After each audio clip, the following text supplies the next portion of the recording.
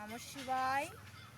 আমার বেলি ফুল গাছ তো আগেও দেখিয়েছি, কত সুন্দর ফুল হয়েছিল। এখন এই যে একটা ডালে এখনো ফুল রয়েছে, আর আবার যেহেতু ফুল দিতে হবে তার জন্য আমি একটু কাটিং করে দেব। বেশি না, ছোট ছোট করে কাটিং করে দেবো। এতটুকু করে কাটিং করে দিলে আবার নতুন করে এর ডগা বেরোবে, সেই ডগা থেকে কিন্তু আবার ফুল দেবো।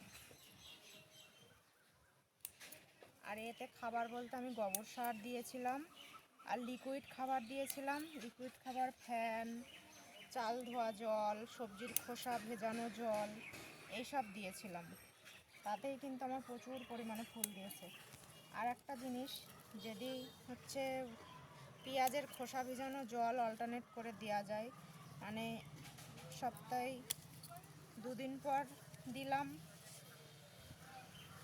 পেঁয়াজের খোসা ভেজানো জল, তারপরে আর 3-4 দিন পার হয়ে গেলে আবার আমি ওই যে ফ্যান, তারপরে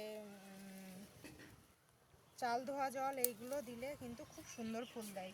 আমি তো আগে দেখিয়েছি কত সুন্দর ফুল হয়েছিল। আবার ফুল পাওয়ার জন্য এই যে কাটিং করে দিলাম আবার নতুন করে, আর একটু ফাঙ্গিসাইড স্প্রে করে দিতে হবে।